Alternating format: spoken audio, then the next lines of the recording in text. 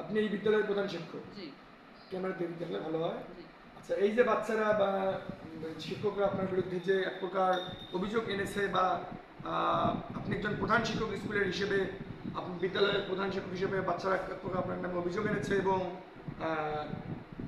কালকে মানববন্ধন হবে, এই অভিযোগগুলোর পরিপ্রেক্ষিতে অনেকেই অনেক অভিযোগ দিল। আপনি 50 ইউনিট গার্ডের জন্য 50 টাকা করে নিয়েছেন, নিয়ে নিজে আত্মসাৎ করেছেন, স্কুলের নিয়মিত আসেন না, বা স্কুলের বিভিন্ন প্রকার অনিয়ম অভিযোগ আপনার বিরুদ্ধে উঠলো। এর পরিপ্রেক্ষিতে আপনি কি বলবেন? ওরা যে অভিযোগ করছে আমার কোনো আপত্তি নেই, তবে প্রমাণ করে দিতে হবে। মানে এই অভিযোগগুলোর প্রমাণ যাচ্ছে না? হ্যাঁ, প্রমাণ করে দিতে হবে, আমার আর কোনো কথা নেই। আর যে অভিযোগগুলো আপনারা যা লেখেন লেখেন। মানে লেখাটা বড় কথা না, সাংবাদিকদের কাজ হচ্ছে স্টেটমেন্ট নেওয়া। হ্যাঁ, ওরা যা অভিযোগ করছে সেগুলো প্রমাণিত হতে হবে।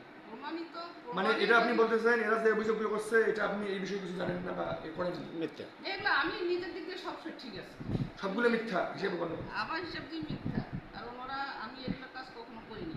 হ্যাঁ। আর আমি নিজের দিক থেকে নিট অ্যান্ড ক্লিন আছি।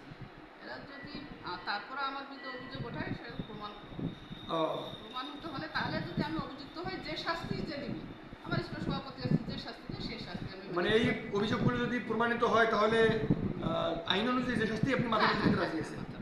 আর আপনার দিক থেকে আপনি সরাসরি বলতেছেন যে এটা আমি করিনি বা এরকম আমি আমার দিক থেকে আমি নিজে